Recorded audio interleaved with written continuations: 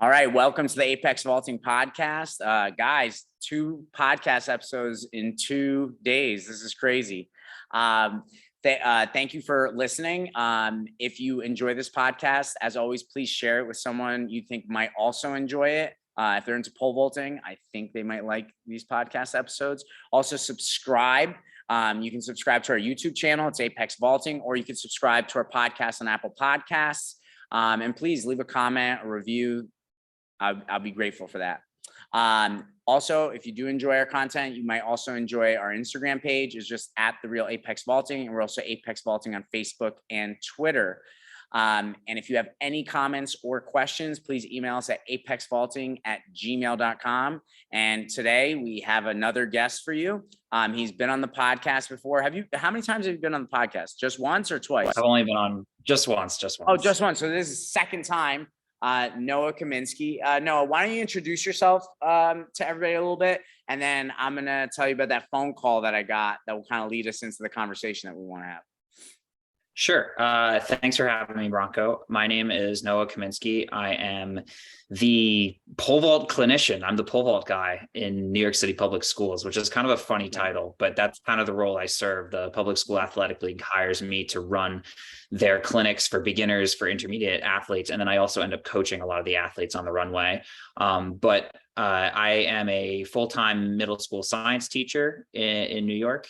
And I coach a high school soccer team in addition to my pole vault coaching. I've been coaching for about 6 years now. Okay. So there you go.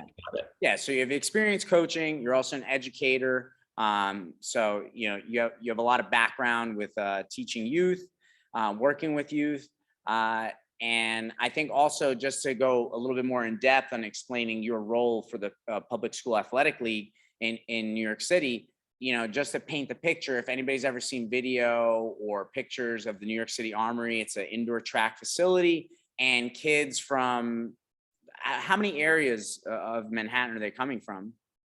Generally all 5 boroughs. At the biggest meets, I'll run a clinic for anyone who shows up, but right. So all five boroughs are coming there. They're practicing with the Public School Athletic League. And what would you say is like the most amount of kids that you get on the runway? In a clinic, I've had up to about 45 or 50 kids, give or take. That was one of the tougher days for sure. So up to 40, 50 kids, which, again, as we go through this podcast, I want to kind of talk about that kind of setting and how to work with large groups like that. Cause I actually got a Facebook message or Instagram DM, I forget which, from a coach who was like, how do I handle large groups that also all have diverse backgrounds? Like some are straight beginners, some may have jumped a little bit, and everything in between. I think this would be valuable information for people in those settings, because I think sometimes that's difficult. I think it's one thing to coach at a high school and maybe have like 4 or 5 kids on the runway.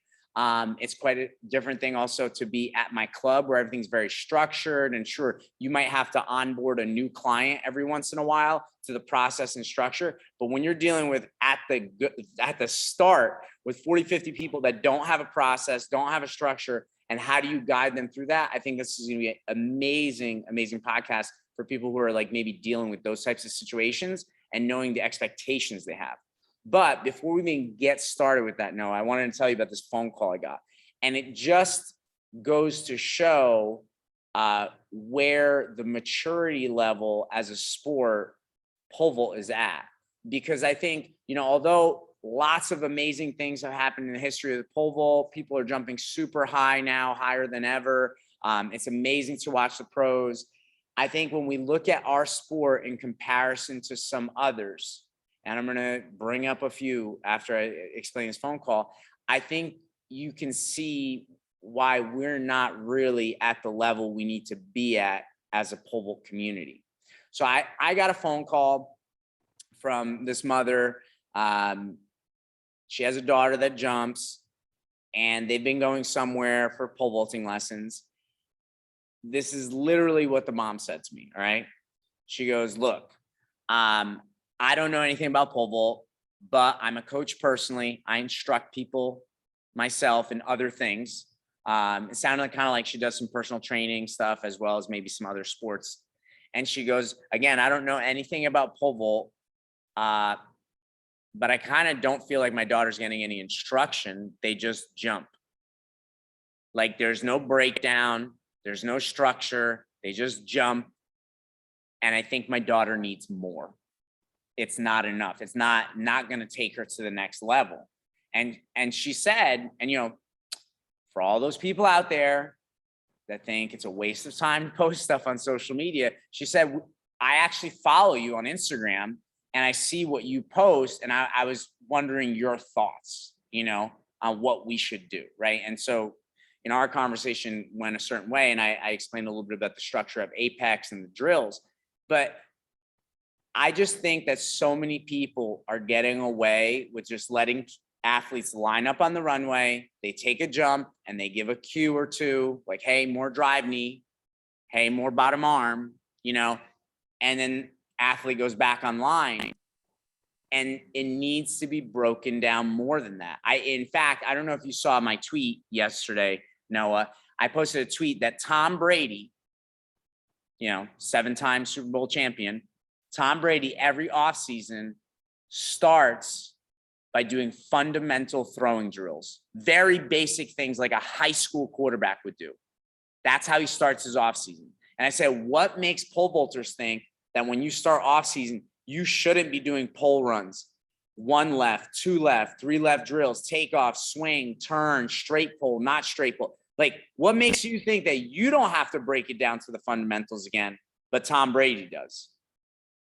Well, I'm with you. I mean, I think like the school's analogy is like the gym teacher that rolls out the ball is a gym teacher, the phys ed teacher that teaches kids skills and how to play the sport and then practices it before they actually play the game is a phys ed teacher. And I think I see a lot of that, not just in pole vault. I mean, There is a lot of it in pole vault, but I see a lot of it in track and field too. It's like, just go run some laps, go run, and getting back on the runway from a 6 is not going to serve you the way you want it to, the way you can like talk the talk and say you want it to in the long run. Like you have to do the drills that Tom Brady does on the small scale, the fundamental work before you can ever think like, I'm going to back this up and take some bigger jumps. And like, it's just, I've been doing this with you for 5 years now. I've been in the Apex system and like, I still find it like kind of frustrating that more people are not seeing that. Yeah. I mean, so, I love the fact that you brought just like high school track into the picture. And listen, I think there's plenty of good track coaches out there. There are good. So I don't want to like trigger anybody. I don't want them to get pissed for sure hearing us talk. There are good track coaches out there. But if you are one of the good track coaches out there, you're listening to this, or one of the good pole vault coaches out there listening to this, let's be honest. How many people are just teachers in the school? They're like, you have to coach track. And then they, like you said, they just watch kids take laps.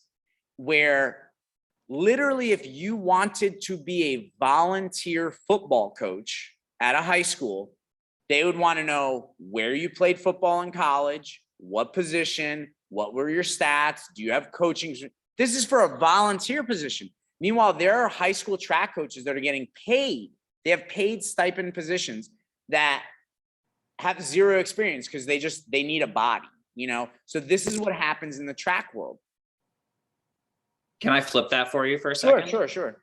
So then like, look at it from like our perspective where like, I feel like things are very structured. There is a lot of protocol, there's routine.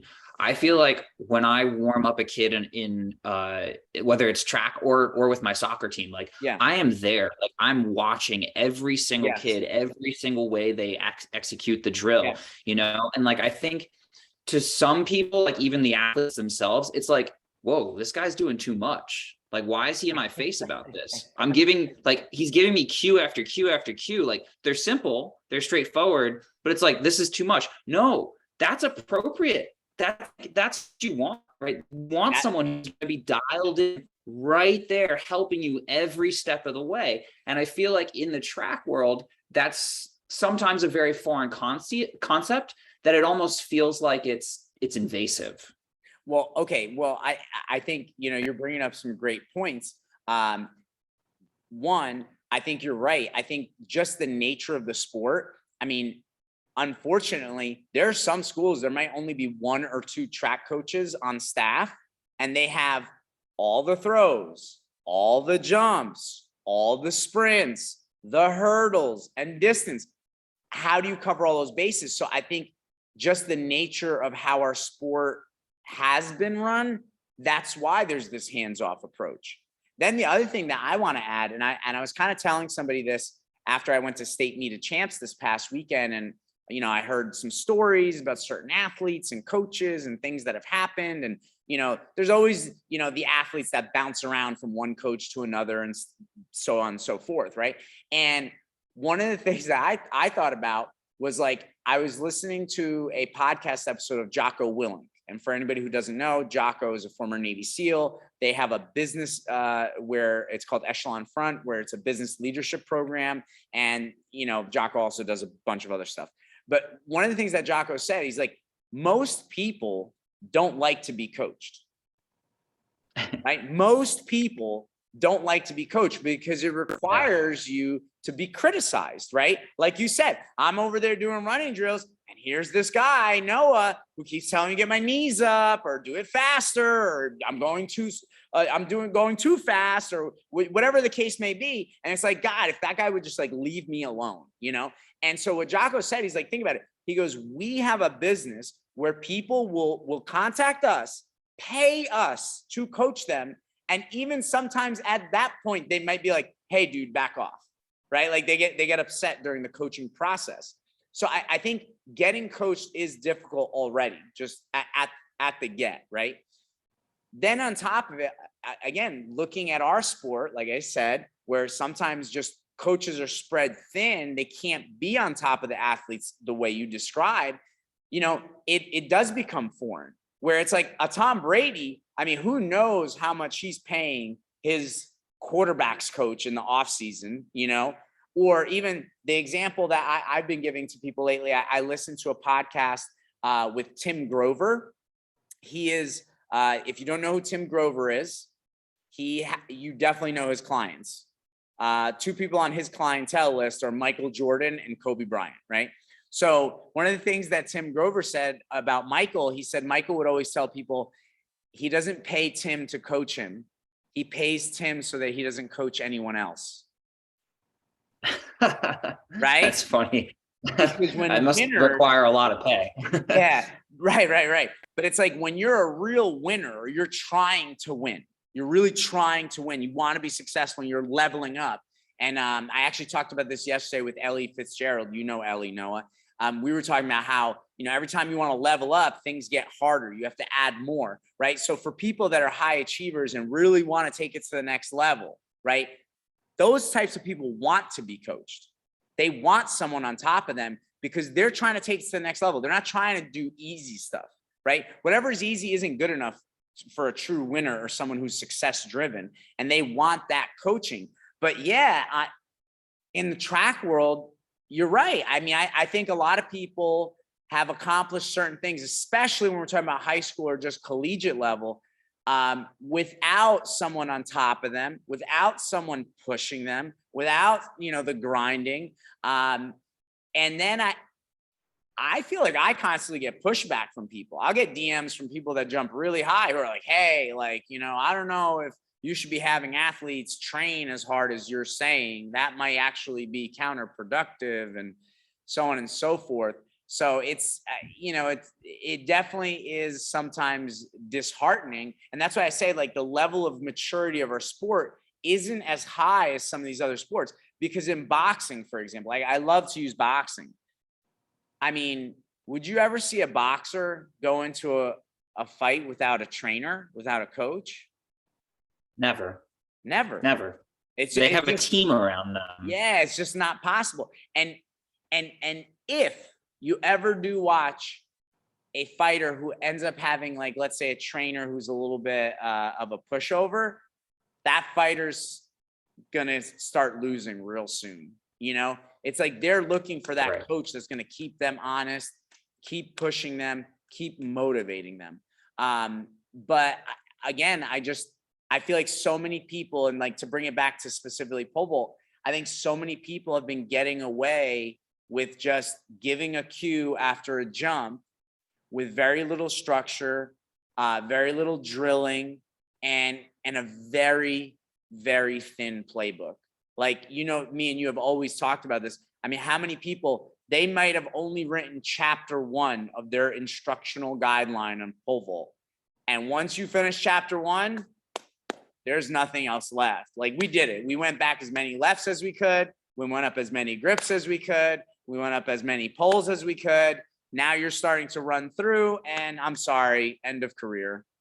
There's nothing. I feel like that should be like chapter 17 in a really well-written pole vault book, right? Like, well, I think in a really well written pole vault book, we don't end up having a season of run-throughs. You know what I mean? Like, I think enough. There's a structure where that just doesn't happen. I mean, like, again, to use a different sporting world, but like in the lifting world, right? It's like, you're not supposed to be lifting to failure every single session. Sure, once in a while, you're trying to push the limits. Maybe you lift to failure, but you really want to have successful lifting sessions where you hit your numbers and you win the day. So you're comfortable winning, right? And you go to the meet and you can complete your lifts. You don't want to go to a powerlifting meet and bomb out and not complete any of your lifts. Same thing in the pole vault. Like, we want to win the day.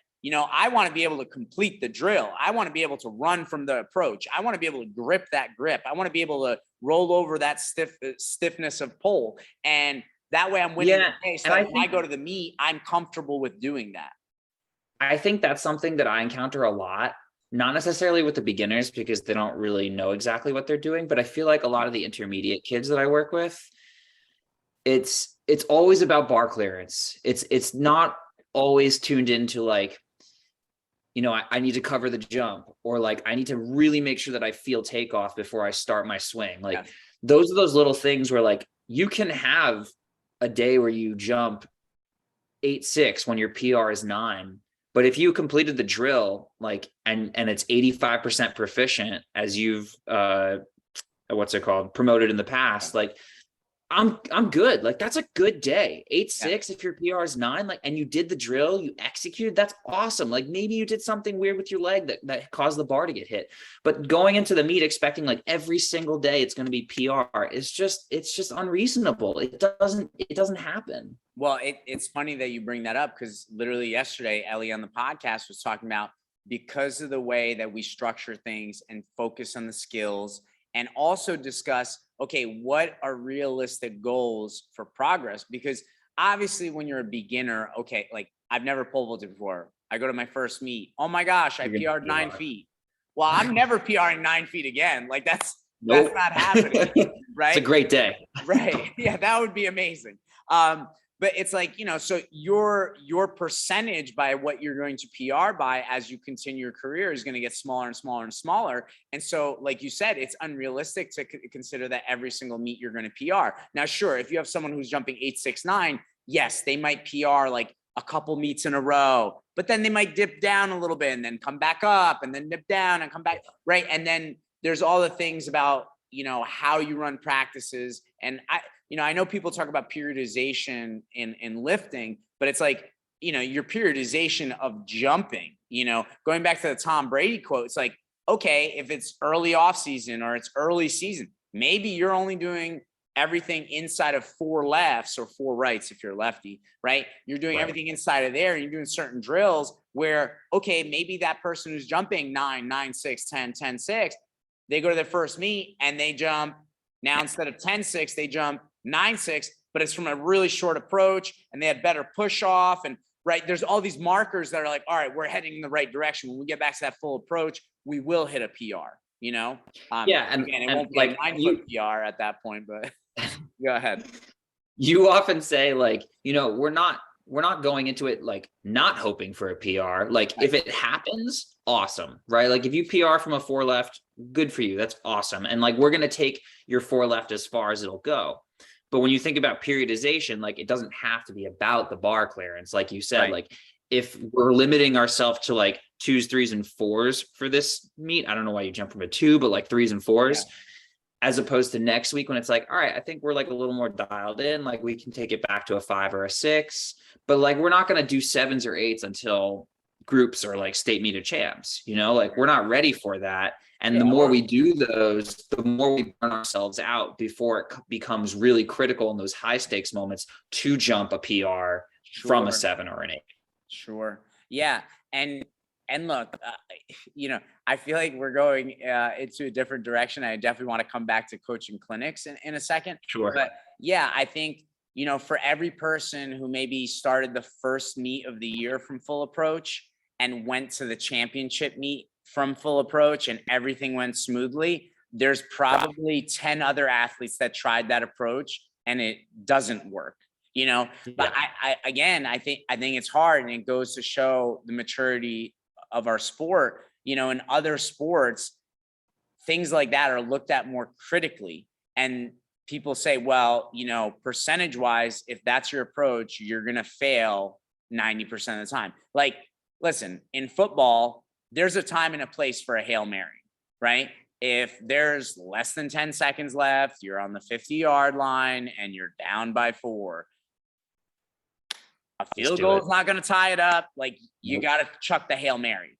But if you were chucking Hail Marys from the beginning of the game to the end, you were going to get beat bad. Yes, that is not a recipe for success. Right. That's just not a good how strategy. You play football.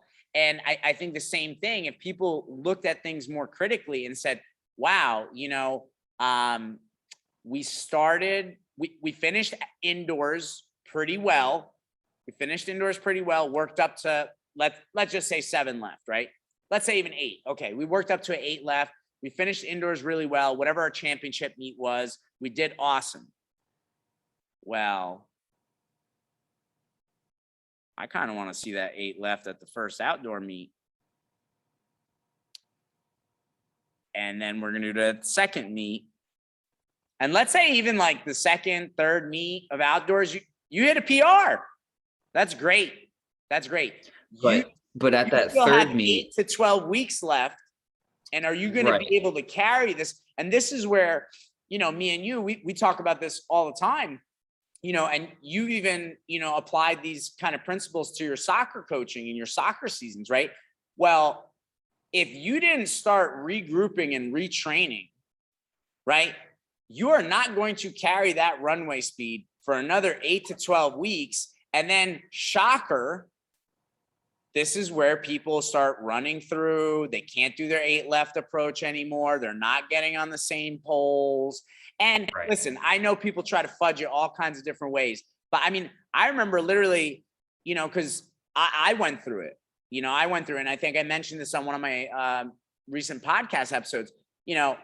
I had a guy, won Division III Nationals, Craig Van Leeuwen. He's been on the podcast. He won Division III Nationals indoors, jumped 17.5 1/2. And, we had a meet the very next week. So, you try to hit big again, because you're traveling, you're going to a big meet. And then we just kind of kept going from Full Approach. And Penn Relays, he looked really good, which, is like mid-April. And by mid-May, he barely got All-American, did not jump 17 at Nationals, and he looked like shit. And then even like two of my female athletes, like one of them was All-American indoors. They both no-heighted at Nationals. Like, they looked terrible. And it just hit me. I'm like, if you think about training principles, forget about pole vault for a second. You just think about the human body and you think about training principles. You cannot carry a peak for more than like 1 or 2 weeks. It's just not going to happen. And I remember one time even listening to this one strength and conditioning coach on a podcast. His name was Dan Baker. He was a strength coach for the Brisbane Broncos in Australia. Obviously the best rugby team ever. They're named the Broncos. No relation, no. Yeah. And they were 5-time world champions in rugby. And what Dan Baker was saying was he's like, listen, if squatting, deadlifting, whatever made you the great rugby player that you are week 1 of the season, what makes you think that once the season starts, if you stop lifting, that by week 36, because that's a rugby season, you will still be that great rugby player? And he said there were only 5 weeks in the history of the Brisbane Broncos while he was coaching that they didn't squat. He said all 5 of those weeks were the week of the World Championship when they won. He'd let them completely not squat those 5 weeks, and that's it. So, I mean, again, going back to the pole vault example, if you think you're going to just carry that indoor wave all through outdoors, you are mistaken. And I mean, I think year after year, if you start to critically look, just to, for those people that love pole vault, just look at the D1 marks. Just look at the D1 marks. If someone hit big indoors and they hit big again, first, second, third meet of outdoors, there's not a huge success rate by the end of outdoors. They're not doing well at the national meet outdoors, and this is not a shocker because people in the pole vault community do not want to make the connection that pole vaulters are athletes and they have to train like the rest of the athletic world. I mean, I literally had someone try to tell me on a podcast, on a DM that, claiming a really good pole vaulter could only do 5 pull-ups. This is a really good pole vaulter, professional pole vaulter, could only do 5 pull-ups. And I was like, well, are you claiming if this person got stronger and could do more than 5 pull-ups, they wouldn't pole vault higher or they wouldn't pole vault as high? And the person was like, DM conversation over. Well, if the person goes, well, they might have to gain weight to do more pull-ups and then therefore they might not jump as high. And one, I don't know if people know this, it is possible to get stronger and not gain weight. 2, if you gain, let's say 5 pounds of muscle, but your lifts increase by 25 pounds, that's a net gain. You will get better. And 3, listen, if you happen to not be that freak that's jumping a professional mark without training your ass off, like you probably have to train. I don't know what to tell you. And you're not going to be able to just run from a 7 all year round. But yeah, I mean, I have some interesting thoughts about like periodization. Yeah. Because so often it seems like the scheduling of professional athletes changes in each like Olympic cycle. So for example, in this past Olympic cycle, it was later than usual, right? Yeah. How does a professional athlete hang on to their peak for that long? Or do they like plan 3 peaks in the season? Like, but clearly they're doing it because they're still showing up and they're still jumping higher heights than they did earlier that season, which should say to the rest of the pole vault community or any athletic community, like you have to plan these things. Like, it's not just, you just go all and give it your all the entire season. Like, it is well curated and well planned. Like, Michael Jordan has a coach, Tom Brady has a coach. People are planning out these schedules for the athletes, and there's no reason that pole vault coaches, even at the high school level, can do the same for their athletes.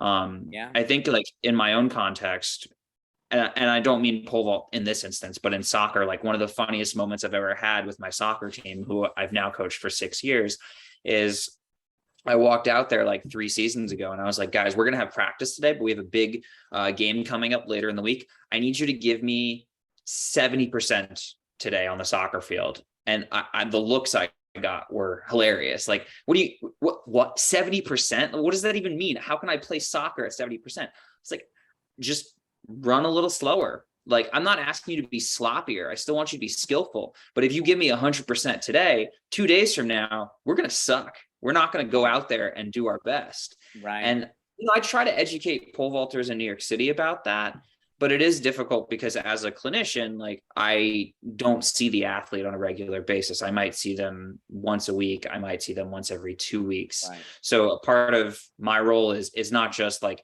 teaching new skills, but also sort of helping kids think about, like, if they're going to be consistent about this on their own without me, how do I embed those skills and help them think about their own training and talk to their coach about it too? Well, right. So I'm going to give you an example of what I would say is the wrong way to run a clinic or a camp. And then we can talk about the right ways. And this is a perfect lead-in. So for anybody who's listening, who's like, oh my goodness, like, I have a camp to do, or I have a clinic to do, and it's all these people of different ranges. Like, how do I do this? I remember there used to be so many pole vault camps, and think about it, this might be a week-long camp. So many pole vault camps, the way they used to market their camps were like, our camp on average gets a 1.5 foot PR from campers. What does that mean? Maybe, I don't even know if that's actually honest. On average, every kid, I don't know. Well, so I mean, like, here's the thing. Let's say even like some of these camps that advertise such things were even honest, right? Like they actually got an average 1.5 PR from everybody. I think one, in the time before pole vaulting clubs, that was probably more possible because maybe you just put the kid on a bigger pole because they were blowing through all season and they PR. Maybe that's possible. But my viewpoint of a camp or a clinic setting, like where you might have 40 kids on the runway, you're not trying to get them to PR. And even if you could get them to PR, I want people to imagine this.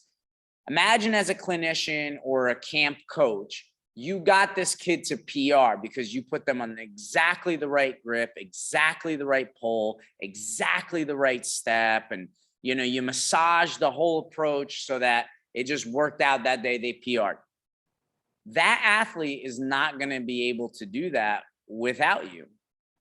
And you haven't imparted any kind of structure, system, or skill development that kid can now take home and do on their own. Like for me, like going back to the phone call that I got, the mother had asked, because they're coming from like a really far distance. And she's like, do you think it would be useful even, or do you think it would be a waste of time if we came to Apex once a month? And what I said to the mom, I said, I think it could be useful. I said, one, send me some videos of your daughter jumping. That way I can kind of game plan already what drill progressions I want to do with her. Two, I can walk this girl through our system and structure and kind of almost write a prescription of like, okay, you need to do these drill progressions back at home. And then every month they come back, we can kind of spot check, see where she's at, where she's made progress, where she needs more progress, what alterations to make to that prescription or recipe that I gave her for success. And I think as a clinician or a camp coach, the best thing that you could do is give people the drill progressions, give people a system that they can now take home and do when they leave camp. I was very lucky and fortunate to do a vertical assault camp, which was amazing back when Mike Lorick was in PA.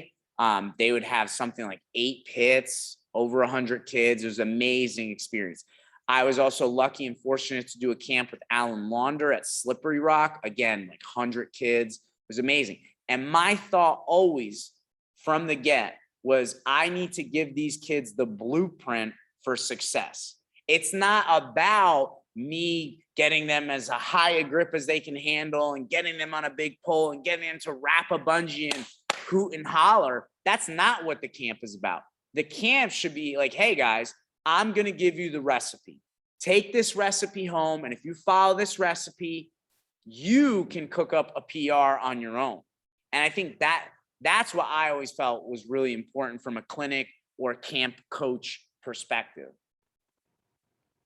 Yeah, no, I think you have to empower the athlete and the coach to walk away with something that's going to be valuable for them, because like you being there is a privilege for them that they don't normally have. Mm-hmm. And so like with that privilege, you have to recognize that you're going to disappear too.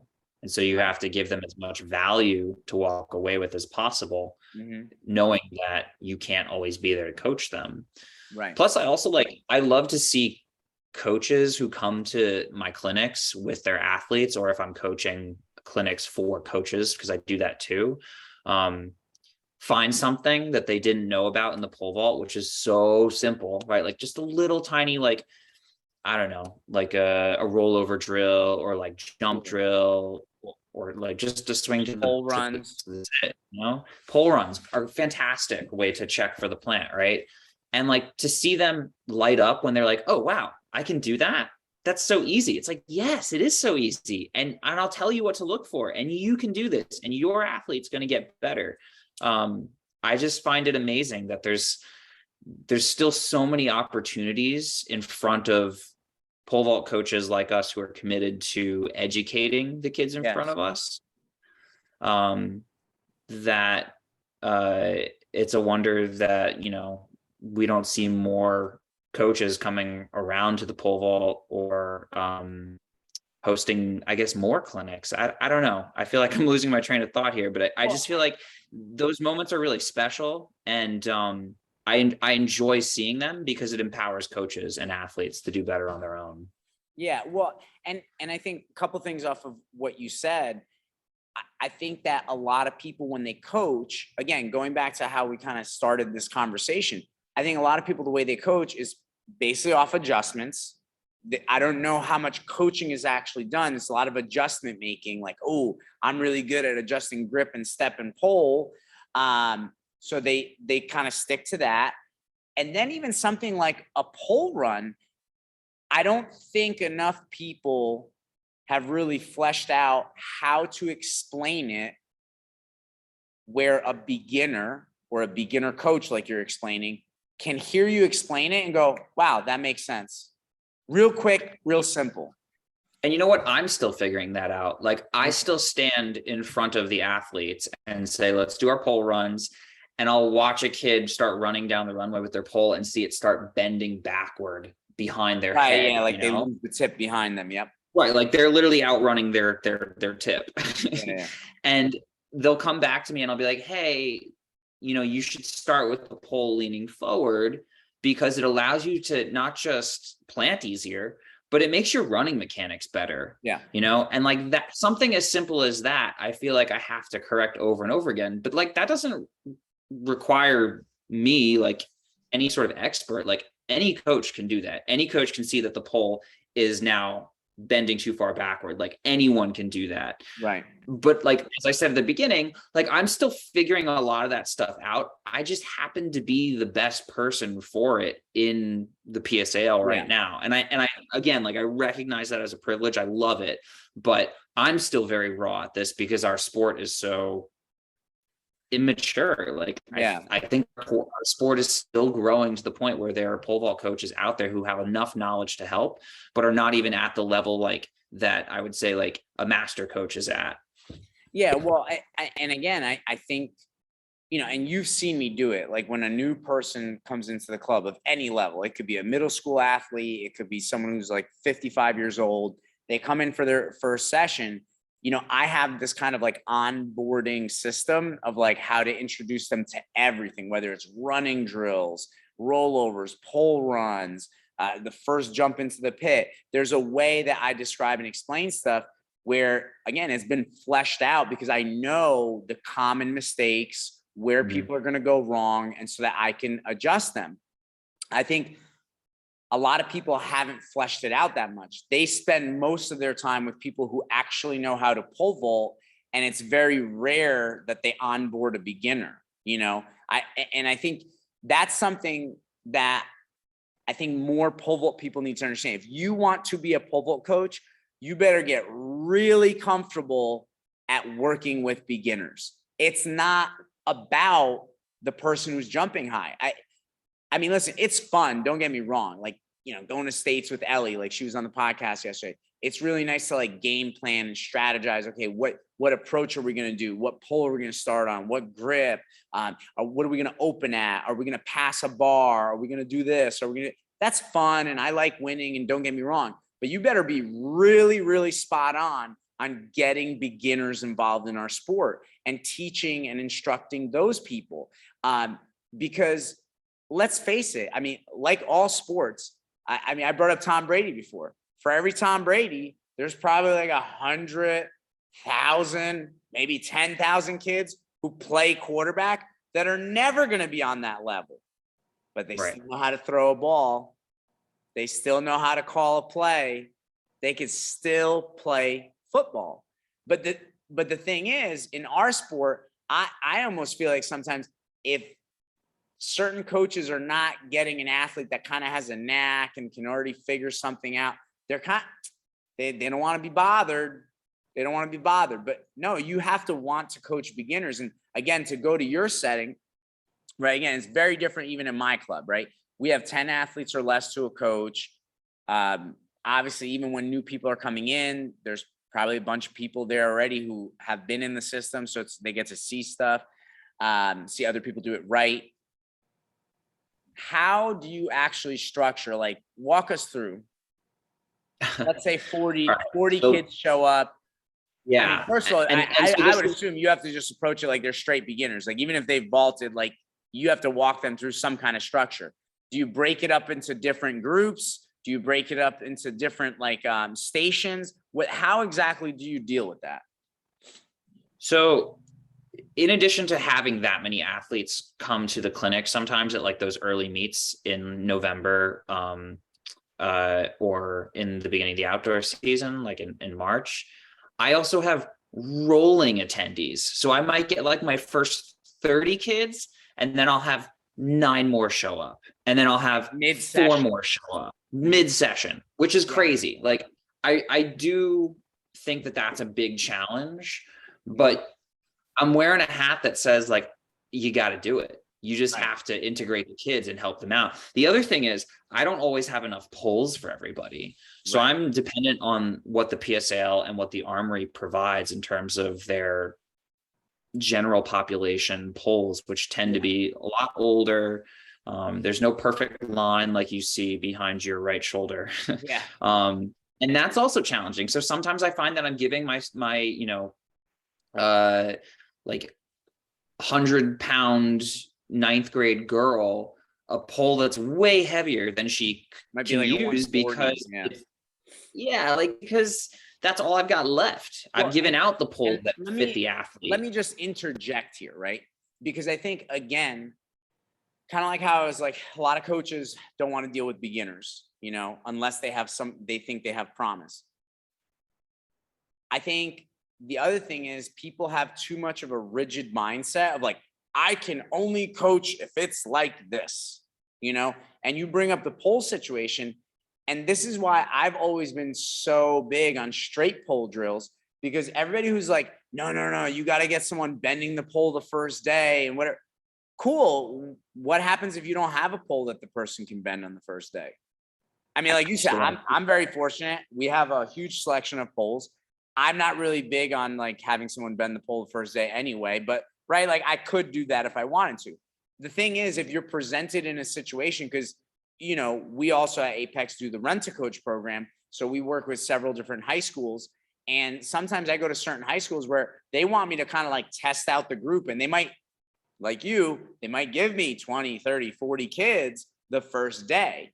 And it's like, I don't think it's that important on that first day to get someone on a pole that bends. I just want to make sure, obviously, that they're not going to go on a pole that's going to break. You don't want to give like a 175-pound sophomore boy like a 90. Like that might not be good. But other than that, you just want them on a pole that it's like, not super, super long, so they don't have it like dragging behind them when they're using it. But you've got to kind of matriculate them into this situation. One of the things that I would often do, especially if I have a helper, and I know in your situation, you don't really have a helper, but like I would set up stations like, okay, we're going to just teach you rollovers, so get comfortable moving the pole forward. And then we're going to teach jumping drill, rollovers, jumping drill. Okay, let's teach you how to jump up and move the pole. Once I see enough of that, we start to matriculate people onto the runway. We start from 1 left, 2 left, 3 left. And listen, most people might not get to a 3 left, and they're going to do overhead carry, no plant, and just a couple takeoffs, start to swing into the pit. Most people might not turn the first day, but you've got to keep that line moving. You got to give these kids an opportunity to try the sport out. And like you said, I've also had the situation where it's like, we already finished rollovers, we already finished jumping drill, and now kid comes in. So I kind of, and I don't know how you feel, but it's like, I kind of like, listen, if somebody's like brand new, like like you said, they didn't see the drills, they didn't do any drills, I might even do just like standing grip plus a couple grips just to make sure it's super safe, and have them start really close, like 11 feet, to go 1, 2 and jump into the pit. And you just you got to keep it moving. And I also feel like, I don't know about you, but like you got to get a little hands-on. Like sometimes you might have to like grab the pole, adjust the way they're holding it, make sure it's I mean, make sure one, it's not upside down. You want the tip going into the That box, happens. That right? totally happens. Yeah. I mean, walk us through that a little bit, maybe. Okay, so the kids show up, right? The first thing I'm going to do is teach people how to hold the pole. I'm not talking about how to pick it up. I'm not talking about how to plant it. I'm talking about how to walk through space with the pole, right? I literally Yes. teach kids like hold the pole vertical when you're walking. Make Yeah. sure that you're like carrying it like you would kind of like a musket or a rifle, so that if Don't you turn swing it around, around like because a 2x4 and whack people. yeah, like this is how you kill your pole vault clinician. He wants to help you. When you turn around and you're holding it horizontally, I get knocked out. Yeah. That's bad. So I teach them how to hold it. I teach them right side up versus, wrong side, tip down. And then we get into a line, shoulder to shoulder, just like you do at Apex. And I teach how to pick up the pole. And then I teach how to do one arm pole drops. I do it in a line so that I can see every athlete. I might stop when they're doing it just to make sure that like one kid is holding the pole correctly. But it does take some time. And I think there's a little bit of frustration in the kids that go at the end of the line, because it is a clinic. Like I'm supposed to spend some time with these kids. And so I will walk up to, athlete number 4 and say, hey man, like you need to bend your wrist a little more, keep that elbow down. You need to keep the wrist or the arm, the hand at the center of the chest. I will say that to a kid, and then I'll say, just drop it, like let go and extend with your left arm, and let's see that pole drop. I do that the first time through. I may do that a little less the second time through, but really pole drops are a great way to sort of catch the kids as they're rolling in too. And then if I have so many kids and not enough poles, I'll have a line of kids stand behind the first line that are holding the poles, and then they'll switch after, 2 or 3 drops. I'll teach 2 arm drops, and then that's when I start to break things out, right? So like the kids that really need to keep on working on pole drops, I'll have them continue a little bit. And then, like you said, doing stations is really valuable. So I'll teach rollovers for another group, while the kids who are doing the pole drops already know how, are still working on that on their own. I think kids need to play, like they need to like learn by just doing. And the more you kind of back off, even with a beginner, and just let them figure things out, I think the more confidence they can build when you come back and you're like, hey, wow, that looks really good. You've clearly been tuned into how you're supposed to do this. And the thing that I told you about earlier now looks great. Right. So I've got stations, I've got the pole drops going, I've got rollovers going on the runway, and usually in pairs. And I don't think I've broken into 3 stations yet, but with just one person, it's rather difficult to balance just 2. Yeah. Well, no. And again, for people who are listening to this, who are going to be in a situation where they're doing a clinic or a camp, I think teaching those drills off the pit are invaluable, because now when people come in, it's like right away, you can break off into those stations. They could be doing the rollovers, the jumping drill, planting drill, maybe pole runs. It all depends on your actual environment, right? Like, listen, like if you're going to have 40 kids at camp, but you have 4 clinicians, well, you can easily set up 4 stations at that point. And then you could even break it up in such a fashion that maybe, one of the stations is the pit, right? So like everybody's going to rotate and get pit time that day, but you're going to keep hitting all those drills, and they're valuable things, right? Like pole runs are valuable, jumping drill is valuable, rollovers are valuable, pole drops, planting drills are valuable. These are things that athletes need to learn anyway. They're one of the elements of the vault. And by doing it every single day, like I always use this as an example. It's like, well, if something's important, you should do it every day, right? And people are like, I guess. I'm like, well, you shower every day, right? And everybody's like, oh man, he's right. Right? Because it's like, yeah, showering is important. You got to be clean, right? You got to brush your teeth at least once a day, right? Like, otherwise you're going to have rotting teeth, right? So it's like, if something's important, you have to do it every day. And and again, like, it doesn't have to be the Apex system, right? But every system needs to have some sort of drills to address these elements of the vault, like pole carry, plant, run, takeoff, so on and so forth. So when you can start to make those stations, this is a really great way for all the athletes. And like you said, I think in a big setting where there's a lot of athletes, once you teach the stations and the drills, and they're doing it safely enough, right? They understand the limitations. Like, let's say for a rollover, they know how high they should grip. They know how many shoes behind the tip they should be to keep it safe. Now you can kind of let them kind of work on the drills, and you could kind of spot check certain people, and someone's having a lot of trouble, you help them. You could give, high fives to the kid that's really getting it, but it's like you start to go through that system. I mean, I think you're going to see great progress by the end of the camp, by the end of the clinic season for you. And I want to talk about that with you. You get to see a lot of progress. And I think, like we've said prior, now the athletes actually have the tools for success. They have the blueprint, the recipe, right? They know it's like, okay, well, when I'm back at school by myself, or when I go off to college, or when I, whatever, right? I can do these drills to help keep myself in check and continue to improve in this sport. I mean, does that make sense? Yeah, totally. I mean, I see it too. Like I definitely make changes in the clinics that I run over the course of the season so that I'm not doing as much of the beginner stuff, and I start to move to like always on the runway. So, if like in the middle of the season, we're doing like 1s and 2s, we might move to 3s and 4s by the end of the season. But that doesn't mean I'm not doing the basics and the fundamentals. I'm just doing less of it over time.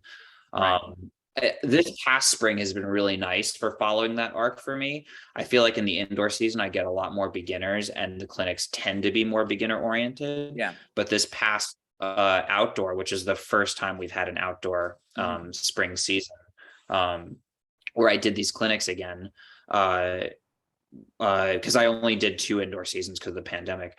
I worked with 3 different high schools, and I was very clear that we were progressing each time they saw me. Like, we are not sticking with the same things we did. I am moving you forward because you're ready to move forward, and this is where you should be. And then seeing that arc of where it closes, and like having those kids come back to me after like their freshman and sophomore championships, or the city championship, and saying like, "Hey coach, I got second place," or like, "Coach, I'm so thankful. Like, I cleared a bar for the first time, and I won freshman sophomore championships." Those are amazing feelings. And like, as much as I would love to take credit for building the fundamentals, it's really the athlete that's like playing with that toolbox that we've built up, so that they can be successful when I'm not with them. There was one more thing I wanted to say, like, about the clinics, which was, I think being efficient with your time, like you were saying with the stations, is really important. But like you also noted, like sometimes you don't need the pole in your hand. So like the jump drill works really well balanced against pole runs.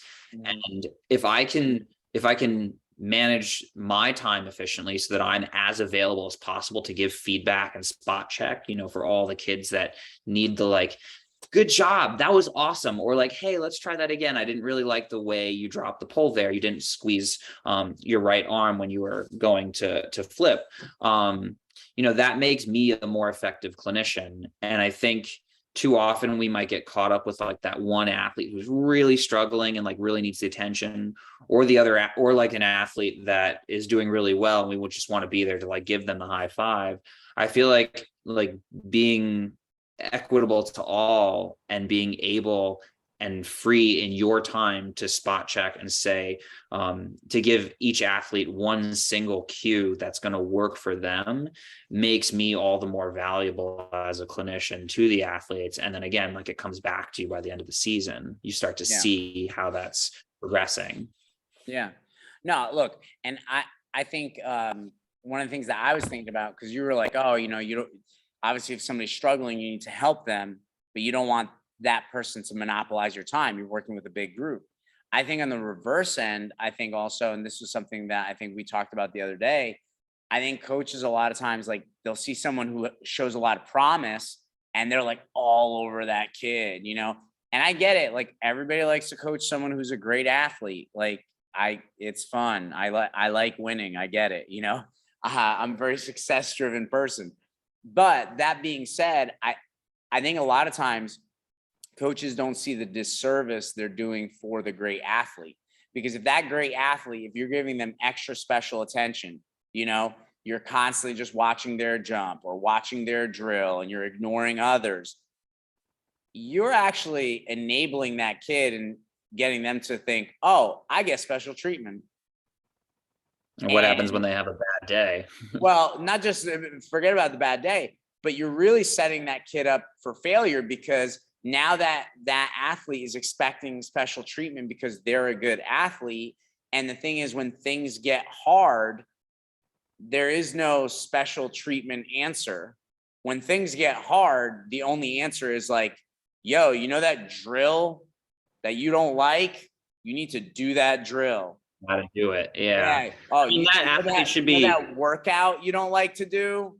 Yeah, you got gotta to do it. Do that, I think like that athlete should be a teaching tool. I think like there's a really critical component of a clinic where you recognize the athlete that is good at the drill and stand with the beginners and say, look at Jimmy when he swings to the belly. Look at how he keeps his right arm straight and doesn't bend it until he's ready to during the turn, like that's what I'm looking for you to do, and have the beginners be like, oh yeah, okay. So like, how do we do that? How do we turn to the beginners and help them get there? Right. Like, and then when when Jimmy comes off the mat, you're like, yeah, man, like, good job. Do you realize that you did this? And now I'm using your good technique to help these kids because they're not ready for that, but I want them to see it, or I want them to try it on the next one. Like, you're valuable to me, but not so valuable that I'm not going to spend time with the beginners and really help them get there. Well, right.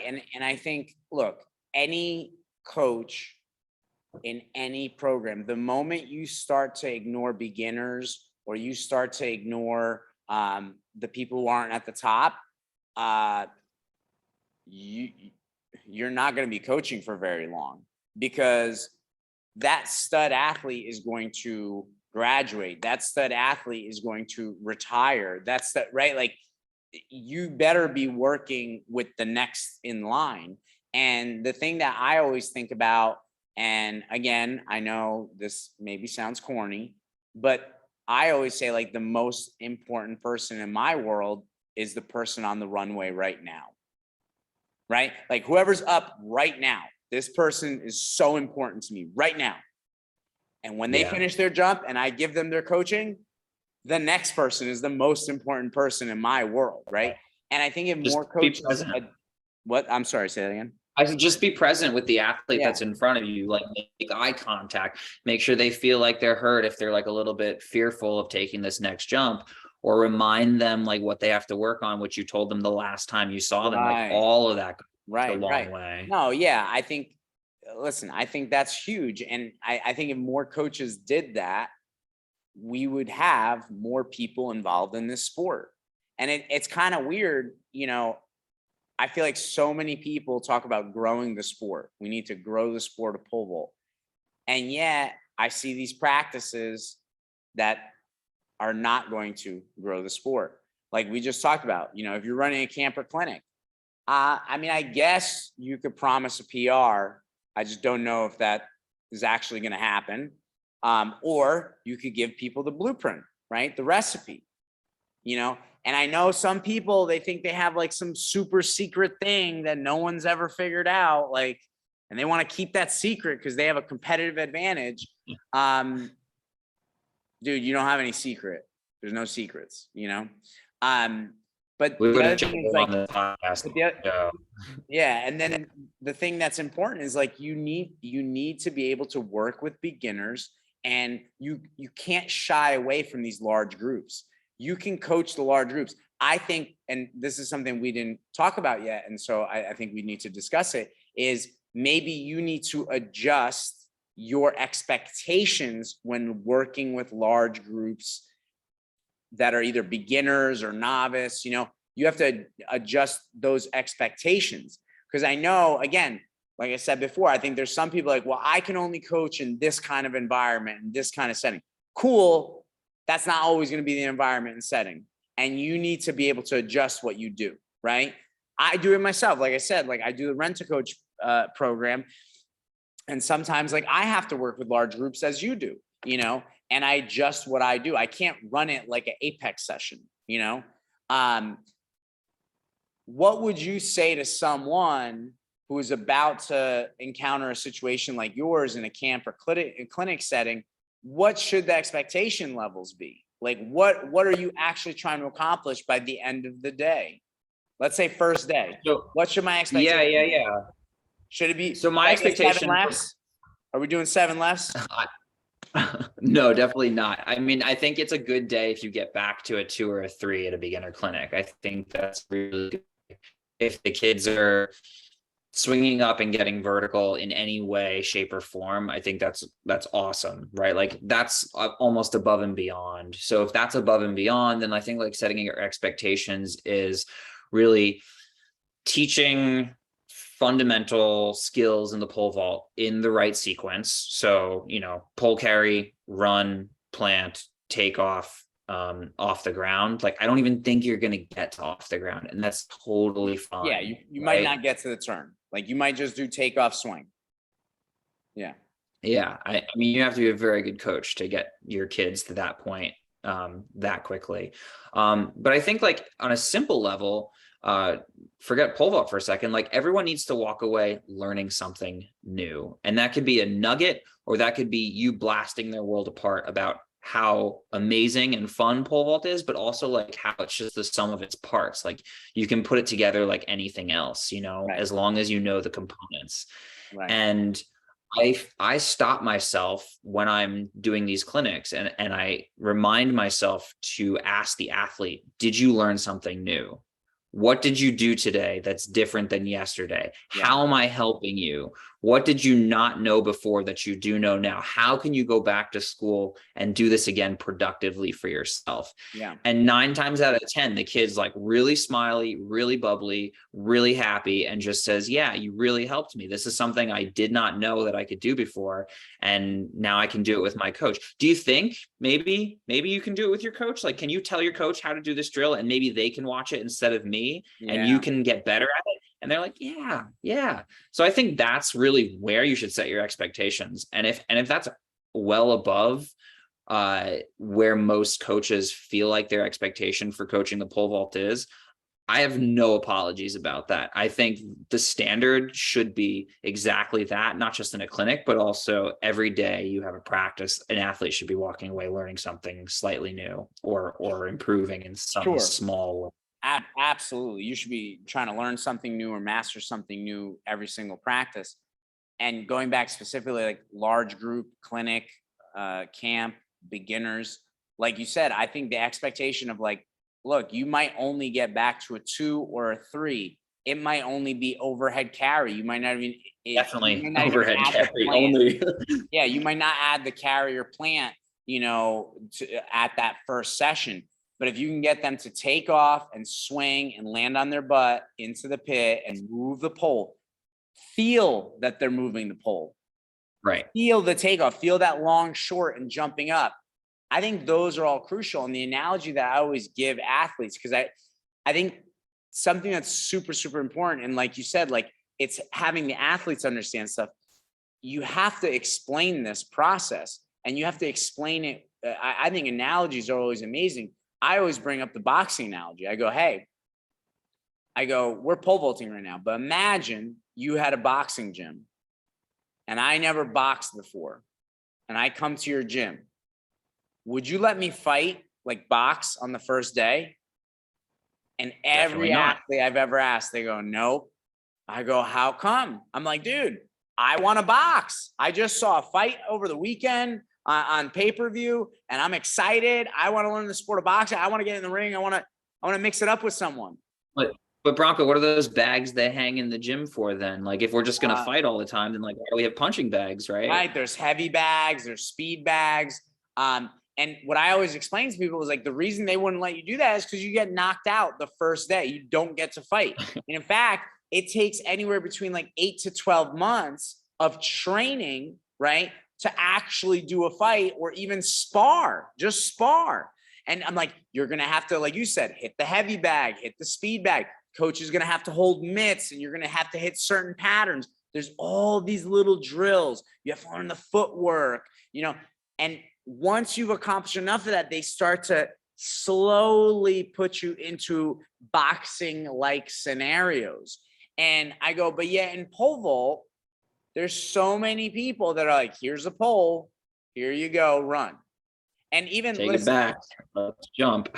Like I said, I was very fortunate to do a camp with Alan Launder. He's passed away since, God bless him. But the thing is, he said, even in beginner to book, he's like, you really want kids to get back to a 3 and do like full jumps, wrap a bungee. And I used to really press hard for that. But the longer I've done this, I just don't think Alan understood the level of satisfaction someone could get from just doing a 2 left swing to a sit. Because when that kid I'm like, did you feel that? You made the pole move better. Do you understand how you use your upper back muscles, your hands got above your head, and you swung and you felt that? I think the level of satisfaction someone gets from learning a skill, like you said, they're learning something new. That is even more amazing than just wrapping a bungee from a 3, especially if they're like jumping in the dark.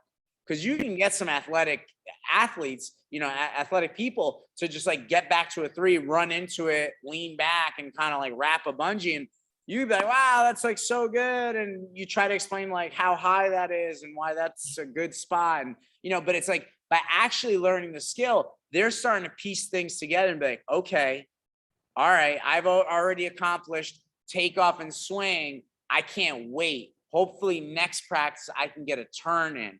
Hopefully the practice after that, I can start to carry the pole. Hopefully, you know what I mean? And like they could see the building blocks and the foundation. And I don't think most people understand that if you teach it effectively and explain what the athletes are doing, so they're actually conscious and aware of the skills that they're building, I don't think they understand how gratifying that is for a new athlete trying the pole vault for the first time. It's great. I mean, like, I think the last part of that is also showing them what a measure of success is as well. Yeah. So like, oftentimes we talk about indicators in the pole vault, like how well are you doing something? So one indicator would be landing deeper in the pit than you had before, or landing in the center of the pit. Like if you fly off to the side, that's not good, right? Right. That's another thing that I walk my beginners through on when we're doing the clinics is like, if you land deep in the pit, that's great. Here's what you do next so that you can make it a little more challenging for yourself and keep on that same measure, like try to land deep in the pit, but now it's going to be harder because you've earned it, right? Or if you like fly off to the left or fly off to the right, like, hey, like you're not feeling takeoff the way you should. Like you need to relax, let your arms go up before you start pulling your hips up and trying to swing through and get your maybe hips you past ran into it or so on and so forth. Right. There's so many different things, but like we need to be there to watch that. Right. On the other hand, a coach that may not know the pole vault very well can still see those things and say to the athlete, hey, this happened. This is where you landed. Let's think about why that happened. Did you feel like you were tight? Did you feel like you weren't jumping up off the ground? And that's where that conversation becomes very productive when the clinician steps away. Yeah. Mm-hmm. Yeah. You're saying like we've been saying this whole podcast, like you're trying to set people up to have the blueprint for success.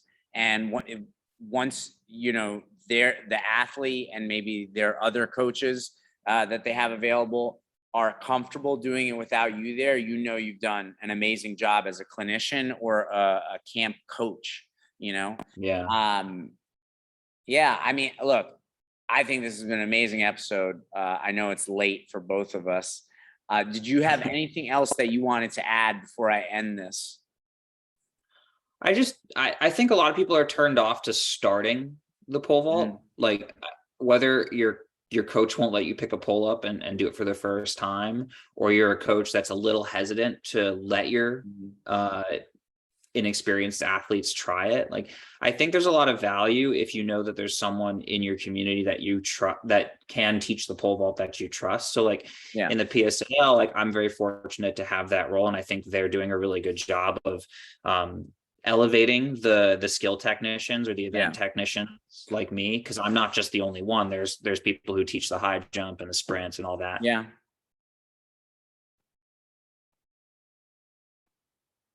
Oh, you cut out.